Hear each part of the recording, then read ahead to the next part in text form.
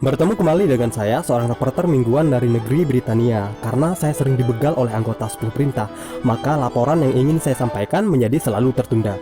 Kali ini saya akan melaporkan sisi kepribadian Escanor Sama. Informasi ini saya dapatkan setelah menumpang menginap di bar beliau selama beberapa minggu yang lalu. Hal menarik apa sajakah tentang dua sisi kepribadiannya ini? Berikut penjelasannya. Tapi sebelum kita membicarakan kepribadian gandanya ini, saya akan menceritakan secara singkat siapa Escanor. Dilahirkan di negeri Britania, dia adalah seorang pangeran di kerajaan Castellio. Escanor berkekuatan matahari yang mana kekuatannya tersebut sebenarnya berasal dari salah satu anggota 4 malaikat agung.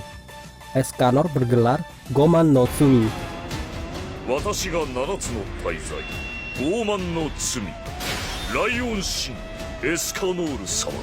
Dalam edisi Wikia bahasa Inggris, kata tersebut diterjemahkan sebagai dosa pride. Dalam bahasa Indonesia, pride bisa berarti bangga atau kebanggaan. Namun dalam subbahasa Indonesia, Goman no Tsumi diterjemahkan sebagai dosa angku. Mana yang benar, dosa bangga atau dosa angku? Sebetulnya tidak ada terjemahan yang setara dengan kata Goman no Tsumi, karena makna sebenarnya adalah suatu sifat yang membanggakan diri hingga memiliki sifat sombong. Contohnya adalah kisah iblis dalam Islam. Sebab iblis bangga dia tercipta dari api, sedangkan Adam tercipta dari tanah. Karena itulah iblis ini enggan memberi hormat kepada Adam. Oke, sudah cukup sampai di sini tentang penjelasan makna dosanya. Mari kita masuk ke topik utama, tentang dua kepribadian sang dosa angkuh yang mulia Escanor. Jika kalian mengira Escanor muncul di manga pertama kali saat melawan Galan sang kebenaran, kalian salah total. Escanor muncul pertama kali di manga Extra Chapter Vampire Edinburgh, mengambil alur waktu 12 tahun sebelum berpisahnya Nanatsu no Taizai. Chapter ini merupakan edisi khusus sebagai bonus jika kamu membeli official fanbook Nanatsu no Taizai edisi kedua. Oke, next. Pada saat kemunculan pertamanya di manga, dia ditampilkan sebagai wujud lelaki yang berusia 30 tahun. Di salah satu chapter manga, saya ingat pernah membaca bahwa usia Escanor adalah 42 tahun. Lalu, jika dikurangi 12 tahun masa sebelum mereka berpisah, maka kisah Vampire Edinburgh, Escanor kala itu berusia 30 tahun. Seorang lelaki kurus yang membawa kapak berat bernama Rita. Bahkan Gideon milik Diana bukan tandingan Rita, benar sekali. Rita lebih berat daripada Gideon milik Diana. Saya sendiri ketika pertama membaca manganya dibuat penasaran, tubuhnya yang kurus membawa kapak super berat. Emang bisa apa dia? Pesan moral yang bisa saya ambil adalah jangan menilai orang lain dari penampilannya ya guys. Dan ternyata ketika matahari terbit, tubuhnya berubah drastis seperti karakter di manga bara. Oke, di sini kita sudah dapat dua petunjuk, terlemah sekaligus terkuat. Escanor adalah anggota terkuat sekaligus terlemah di Nanatsu no Taizai. Artinya apa? Pada malam hari dia akan menjadi seorang pria kurus berkacamata dengan kemampuan bertarung yang sangat lemah. Namun kenyataan ini akan berubah 180 derajat ketika pagi hari menjelang. Sejak matahari terbenam, tubuh Escanor berupa lelaki kurus yang sama sekali tidak bisa bertarung. Dan apabila matahari mulai terbit, tubuh dan kekuatannya akan meningkat drastis. Puncaknya adalah tengah hari selama 1 menit, kala itu dia adalah makhluk terkuat di antara semua ras. Tentu saja dia akan menyombongkan kekuatannya itu. Gelarnya adalah Sang Esa. Setelah itu seiring dengan terbenamnya matahari, maka kekuatannya juga akan menurun secara perlahan. Item penyegel kekuatan Escanor.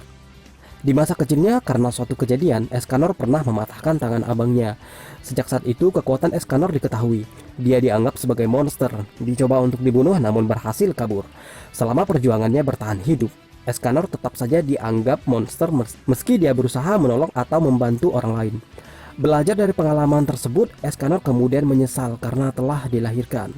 Namun ada satu orang yang melihat Escanor melalui sisi yang berbeda. Untuk pertama kalinya, Escanor dianggap bukan sebagai monster. Karena hal itu, Escanor mulai mencintai orang tersebut. Dan setiap malam Escanor selalu membuat puisi cinta untuknya. Orang tersebut adalah Merlin. Untuk menyegel kekuatan Escanor, Merlin kemudian memberikan hadiah kepada Escanor. Item sihir tersebut adalah kacamata yang selalu digunakan Escanor.